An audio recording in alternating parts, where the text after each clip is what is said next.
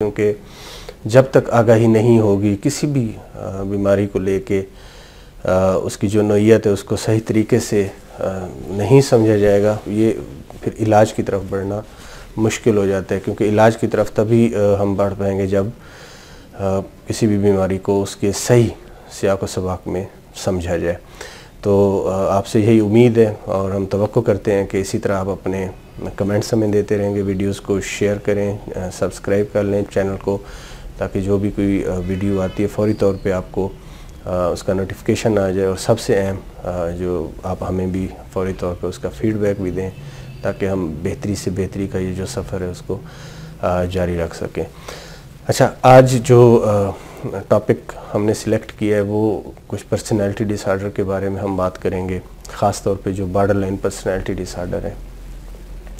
क्योंकि इसमें हमने देखा है कि कुछ थोड़ी सी क्लिनिशियन है उनके पार्ट से भी और जो पेशेंट के पार्ट पे भी कोई इसकी थोड़ी सी हमें लगता है कि एक मिस डायग्नोसिस या ओवर डायग्नोसिस की तरफ जो है ना वो चीज़ें चली जाती हैं कि एक तो बहुत ज़्यादा इसको फिक्शन बेस्ड कर दिया गया, क्योंकि इसमें इतनी मूवीज़ बनी हुई हैं हॉलीवुड बॉलीवुड में कि जो इसकी थीम है ना वो पर्सनैलिटी डिसऑर्डर की, ख़ास तौर पे जो बॉर्डरलाइन पर्सनैलिटी डिसऑर्डर है उसको लेबल करते हुए हम थोड़ा एहतियात का दामन छोड़ देते हैं। एक तो इस हवाले से हम बात करेंगे कि जब ये इस तरह की सूरत हाल बने तो हमारा रवैया क्या होना चाहिए, किस तरह हमें एक डॉक्टर के तौर पे आगे बढ़ना चाहिए, और जो हमारे रेस्पेक्टेबल जो हमारे मरीज़ होते हैं उनको भी थोड़ी सी इसमें रहनुमाई की हम कोशिश करेंगे, वो किस तरह के लिटरेचर को स्टडी करें। क्योंकि ये हम देखते हैं कि बहुत से नेट पे सोशल मीडिया पे इस तरह की चीज़ें पड़ी हुई होती हैं जो कि अनवेरीफाइड अनऑथेंटिक एक मटेरियल होता है जिसकी कोई सिग्निफिकेंस नहीं होती। बहुत ज़्यादा मटेरियल इस तरह का जो कि क्रैप मटेरियल से ज़्यादा नहीं है इंटरनेट पे, ख़ास तौर पे पर्सनैलिटी को लेके। तो बहुत से हमारे पास मरीज़ आते हैं जो कि ख़ुद सेल्फ लेबलिंग करके आ रहे होते हैं कि they have develop personality disorder, specifically borderline personality disorder. जब उनकी एवेलुएशन होती है तो it turns out to be something else. तो आज हम देखेंगे कौन सी ऐसी दूसरी साइकियाट्रिक बीमारियां हैं जिनको पहले देखना चाहिए, इससे पहले कि हम जंप लगाएं उस डायग्नोसिस की तरफ, जिसको बनाने में एक तो टाइम चाहिए। फौरी तौर पे आप एक दो विज़िट में अगर पर्सनैलिटी डिसऑर्डर की डायग्नोसिस बना के पेशेंट को भेज रहे हैं तो ये कोई हम समझते हैं कि ये साइकियाट्रिक सर्विसेज के साथ जस्टिस नहीं है। पहली बात तो ये एक लॉन्गिट्यूडनल डायग्नोसिस होती है और ये डायग्नोसिस ऑफ एक्सक्लूजन होती है, यानी आप दूसरे डिसऑर्डर आपने सेफली रूल आउट कर लिए तभी आप इसकी तरफ बढ़ते हैं। दूसरा, इसका कोई एज ब्रैकेट होती है। बहुत से हमारे पास मरीज़ आते हैं जो कि 18 ईयर्स में आ रहे होते हैं और उनको बताया जाता है कि जी you have developed borderline personality disorder. तो ये भी हम समझते हैं कि इस एज ग्रुप में भी इंतहाई एहतियात से काम लिया जाना चाहिए, क्योंकि किसी को पर्सनैलिटी डिसऑर्डर जो है ना वो इस तरह लेबल कर देना वो अनवारंटेड और अनजस्टिफाइड है।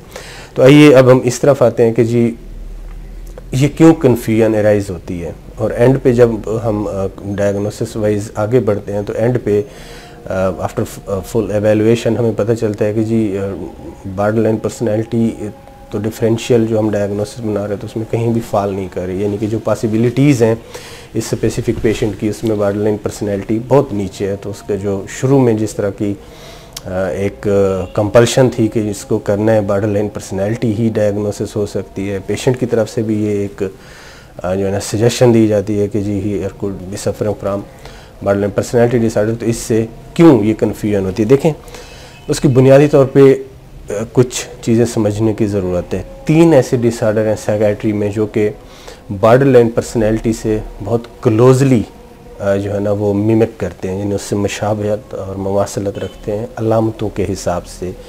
अपने जो उनका इजहार होता है अलामतों का और उनका जो एक लंबा चलने वाला कोर्स होता है उसके हिसाब से, और जो ट्रीटमेंट होती है वो किस तरह इन अलामात को फ्लक्चुएट करवा के बिल्कुल बॉर्डरलाइन जो पर्सनैलिटी डिसऑर्डर है उसके पैरेलल एक चलती हुई हमें नज़र आती है अलामात, इसके बारे में हम बात करेंगे।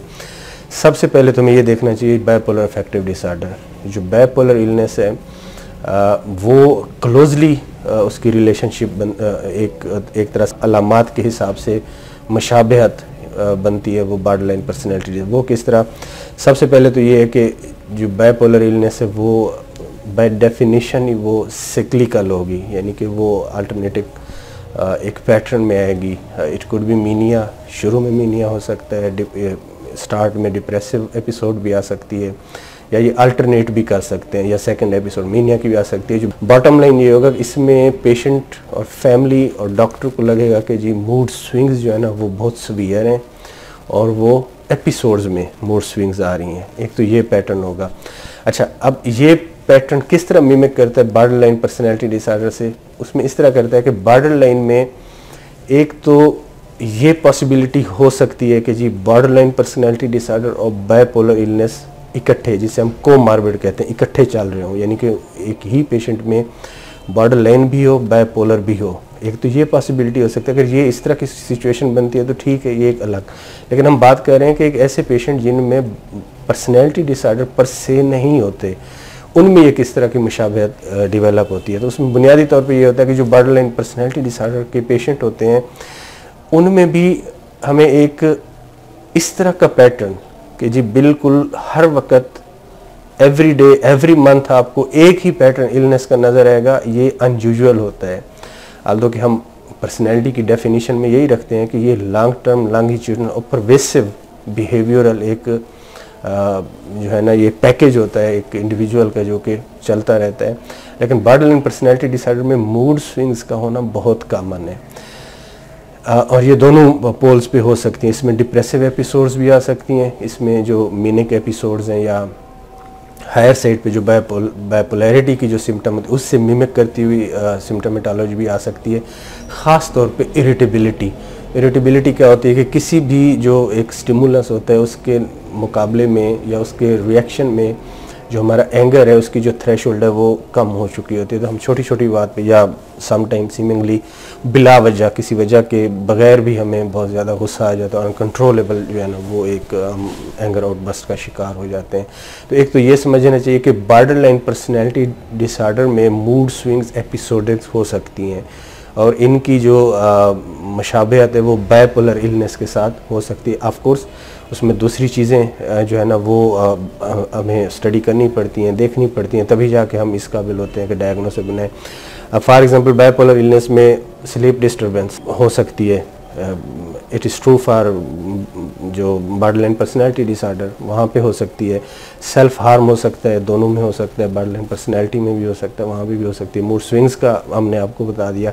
इरेटिक बिहेवियर, यानी कि आप रेकलेस डिसीजन मेकिंग करते हैं, दोनों में हो सकता है। इसी तरह आपकी जो सर्टन सेक्सुअल डेरिवेशन होती हैं, जो अर्जेस होती हैं, वो दोनों में उसकी जो है ना मैनिफेस्टेशन हो सकती है। सोशली विथड्रॉन आप दोनों से हो सकते हैं। सेल्फ एस्टीम के इश्यूज दोनों में आ सकते हैं। सब्सटेंस एब्यूज़ के इशू दोनों में आ सकते हैं। तो ये आपकी जो रिलेशनशिप होती है उसकी जो फ्रेजिलिटी होती है वो दोनों में हो सकती है। तो ये अगर आप सिम्टम वाइज और उसकी जो एपिसोडिक नेचर है उसको आप देखें तो वो आपको अंदाज़ा होता है कि वो दोनों मुशाबहत रखती हैं बॉर्डरलाइन पर्सनैलिटी डिसऑर्डर के साथ जो बाइपोलर इलनेस है। इसमें एक चीज़ जो है ना वो बहुत अहम होती है, जो ये एपिसोड्स की जो डिस्क्रीटनेस होती है वो टिपिकल है फॉर बाइपोलर इलनेस। यानी कि बाइपोलर इलनेस की जब आप लॉन्गिट्यूडनल रिट्रोस्पेक्टिवली हिस्ट्री लेंगे तो आपको लगेगा कि ख़ास टाइम फ्रेम में ये एपिसोड एक डिस्क्रीट इवेंट के तौर पे अराइज होना शुरू हुई और वो बढ़ती गई, फिर पीक पे गई, फिर उसके बाद आफ्टर सम मंथ नीचे आना शुरू हो गई। ऑफ कोर्स विद और विदाउट ट्रीटमेंट, ये वहाँ पे आपको मिलेगा। लेकिन बॉर्डर लाइन में वही वाली बात कि जो पर्सनैलिटी डिसऑर्डर होते हैं वो परवेसिव होते हैं, लॉन्गिट्यूडनल होते हैं। तो उसमें आपको लगेगा कि पैटर्न उस तरह का डिस्क्रीट एपिसोडिक नहीं है, लेकिन ये जो बिहेवियरल और इमोशनल कंप्लेंट्स या इस तरह की डिसरेगुलेशन आती है उसमें एपिसोड्स आपको ज़रूर मिलेंगी। तो ये वो एक क्लिनिकल जो है ना वो नुक्ता होता है जिसकी बेस पे हम इसको डिफरेंशिएट करने की कोशिश करते हैं, और मोस्ट ऑफ द टाइम ये डिफरेंशिएट हो भी जाती है। एक तो इस चीज़ पे हमें ध्यान रखना चाहिए। दूसरी जो सबसे अहम चीज़ होती है वो है सब्सटेंस अब्यूज़। अगर एक पेशेंट ख़ास तौर पे यंग एडल्ट 25 से नीचे 22-20, क्योंकि उसमें जब बॉर्डर लाइन पर्सनैलिटी के फीचर आपको नज़र आना शुरू हो जाए तो you must rule out substance abuse. क्योंकि वी ऑल नो कि सब्सटेंस अब्यूज़ का जो इशू है वो यंग एज 15 या 18 ईयर से लेके 32-35 ये जो यंग एज ब्रैकेट है ये मैक्सिमम जो है ना ये वनरेबिलिटी इनमें पाई जाती है, क्योंकि रिस्क टेकिंग बिहेवियर जो है ना वो यंग एडल्ट में रिलेटिवली ज़्यादा होता है। और substance abuse is of course risk taking behaviour जो है ना वो इसी के अंदर ही फॉल करती हैं ये सारी चीज़ें। अच्छा, अब सब्सटेंस अब्यूज़ का भी एक इंटरेस्टिंग फिनोमेना होता है, ख़ास तौर पे इस वक्त जो हमारे यहाँ मोस्ट प्रेवलेंट जो सब्सटेंस यूज़ की जा रही है across the class, across culture, वो है मैरिजुआना या चर्स, हशीश, इवन जो भंग एक रॉ फार्म होती है उसकी सूरत में भी। अब तो इसके सिंथेटिक जो फार्मूलेशन है वो भी अवेलेबल होना शुरू हो गई हैं। इसको देखना बहुत ज़रूरी है। इसमें क्यों देखना ज़रूरी है, जो ये है हशीश या चर्स है, इसमें एक ख़ास इसकी जो केमिकल जो फार्माकोलॉजी है उसके अंदर एक ख़ास चीज़ है कि ये स्टेट डिपेंडेंट इमोशनल टोन जो है ना उसको एग्जेजरेट करती है। ये एक बड़ा एक अहम और टेक्निकल एक चीज़ होती है जिसको समझना ज़रूरी है। अगर हम ये समझ जाएं तो इससे भी काफ़ी चीज़ें जो है ना बॉर्डरलाइन पर्सनैलिटी जो डिसऑर्डर उसकी ट्रीटमेंट में बड़ी हेल्पफुल होती हैं।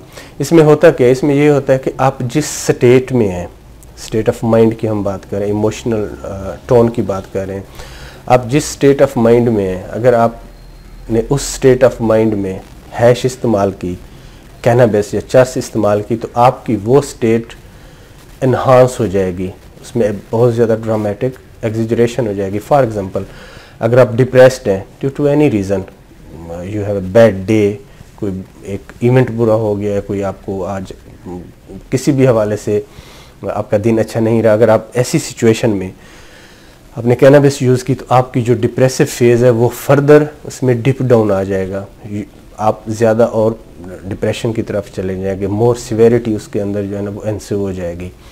अच्छा, एक ये पैटर्न देखना है। For example, due to any reason आज आप जॉयफुल हैं, एक्साइटेड हैं और हैप्पी हैं, और उस सिचुएशन में आपने अगर कैनाबिस या हैश इस्तेमाल की तो आपका क्या होगा, वो जो जितने आप हाई थे उससे भी कई गुना आप ज़्यादा हाई हो जाएंगे। और ऑब्वियसली उसमें फिर जब आप बहुत ज़्यादा यूफोरिक होते हैं, मेनिया लाइक सिम्टम जो है ना वो डेवलप होना शुरू हो जाती हैं, तो उसके ज़्यादा मैनिफेस्टेशन भी होती हैं। You become reckless in driving, in decision making, sexual indiscretion जो है ना वो डेवलप होना शुरू हो जाती हैं, और भी स्लीप के पैटर्न आना, एपिटाइट के पैटर्न आना, डिस्टर्बेंस उनके नज़र आना शुरू हो जाती है। आपकी जो पर्सनल लाइफ है, सोशल लाइफ है, उसमें प्रॉब्लम आना शुरू हो जाती हैं। उस एक टाइम बाउंड फ्रेमवर्क में अंटिल के जब तक आप अंडर द इन्फ्लुएंस रहते हैं उस ड्रग के, उस पर्टिकुलर कैनाबिस की हम बात कर रहे हैं। अब लेट्स से कि एक यंग एडल्ट है, वो ये सब्सटेंस अब्यूज़ करते रहे हैं, ठीक है, डिपेंडेंट हो चुके हुए हैं, कर रहे हैं। अब जब आप हिस्ट्री लेते हैं, पेशेंट ज़ाहिर फैमिली लाती है, वो कहते हैं डॉक्टर साहब इनके अंदर जो है ना मूड स्विंग्स बहुत ज़्यादा आती हैं, कभी एक दिन में ये क्या सूरत हाल होती है, दूसरे दिन क्या होती है, कभी उदास होते हैं, कभी मार धाड़ करते हैं, कभी बिल्कुल ऊंची ऊंची बातें करते हैं, अपनी हद से बढ़ के बातें करते हैं, अपने फैसले जो हैं वो इतने रेकलेस हो जाते हैं इनके, कभी बिल्कुल बेड से ही नहीं उठते, इतनी मायूसी की, उदासी की बातें करते हैं, अपने आप को नुकसान पहुंचाने की बातें करते हैं, खाना पीना छोड़ देते हैं, हाइजीन का ख्याल करना छोड़ देते हैं, कपड़े बदलना छोड़ देते हैं। ये दो पीक्स आपको आके बताते हैं। तो इसमें भी एक रिस्क होता है कि जब इस तरह की सिचुएशन हो तो हम इस चीज़ को लेबल कर सकते हैं बॉर्डरलाइन पर्सनैलिटी डिसऑर्डर में। लेकिन इससे पहले जब आप हिस्ट्री लेते हैं और आप देखते हैं कि ये मूड स्विंग्स इतनी रैपिड और इतनी सक्सेसिव आ रही हैं कि एक दिन में 2 दफ़ा भी स्विंग्स आ सकती हैं, एक हफ्ते में 2 दफ़ा भी स्विंग्स आ रही हैं और बिल्कुल अल्टरनेट कर रही हैं, तो ये लाजमी तौर पे, और ये यंग एडल्ट है और डेफिनेटली आपको और भी क्लूज़ मिलते हैं सब्सटेंस अब्यूज़ के। तो जब भी आपको ये सिचुएशन मिले तो लाजमी तौर पे आपने फर्स्ट जो आपने रूल आउट करना है वो सब्सटेंस अब्यूज़ रूल आउट करनी है। ये तो कैनाबिस की मैंने इसी वजह से आपको बताया कि क्योंकि ये एपिसोडिक पैटर्न डेवलप करती है। अदरवाइज़ जो दूसरी substance, for example amphetamine, cocaine, ecstasy, alcohol, even जो स्लीपिंग पिल्स हैं, ये इन सब के अंदर पोटेंशियल है कि ये बिहेवियरल और चेंजेस और इमोशनल स्टेट को ड्रामेटिकली जो है ना वो चेंज कर सकती हैं, तो वो उनको भी देखना चाहिए। लेकिन ख़ास तौर पे कैनबिस को बॉर्डरलाइन पर्सनैलिटी के हवाले से। अब आ जाइए साइकोटिक इलनेस की तरफ, ख़ास तौर पे अगर स्किज़ोफ्रेनिया किस तरह मिमिक कर सकते हैं बॉर्डरलाइन पर्सनैलिटी डिसऑर्डर में। वो ज़ाहिर सी बात है, स्किज़ोफ्रेनिया का हमें पता है कि in contrast to bipolar illness, schizophrenia is long term illness. ये क्रॉनिक इलनेस का पैटर्न अख्तियार करने में नोटोरियस है। इसका लॉन्गिट्यूडनल ड्यूरेशन होगा। आप पेशेंट से हिस्ट्री लेंगे, आपको पता चलेगा इरेटिक बिहेवियर, सोचों के तज़ादात, कुछ इस तरह के जो एक्सपीरियंसेस हैं, ख़ुद से बातें करना, हवा में बातें करना, अपने ऊपर इस तरह की सूरत हाल समझना कि बहस से कोई ताकत ने उनके ऊपर मुकम्मल हसार में रखा हुआ है, उनको कंट्रोल उनका ले लो, जो वो बोलते हैं करते हैं उनके अपने अख्तियार में नहीं है, लोगों के बारे में शकूक व शुबहात और अजीब व गरीब हरकत व सकनात का होना, और सोचों में इंतहाई लेवल का जो है ना वो इंतशार होना, ये एक क्राइटेरिया होते हैं जो डिफाइनिंग फीचर जिसे हम कह सकते हैं स्किज़ोफ्रेनिया के, ये होते हैं। ऑफ कोर्स अगर ये इसी तरह फुल ब्लोन पिक्चर में मरीज़ हमारे पास आते हैं तो ये most of the time it is not difficult to diagnose schizophrenia जब हम करते हैं। लेकिन प्रॉब्लम वहाँ पे आता है जब लॉन्ग टर्म ट्रीटमेंट चल रही होती है, प्रीवियस कोई रिकॉर्ड नहीं होता, मरीज़ हमारे पास आते हैं, आपको बताया जाता है कि जी लॉन्ग टर्म इलनेस है, और जब आप हिस्ट्री लेते हैं तो फिर हिस्ट्री में आपको एपिसोड्स नज़र आती हैं,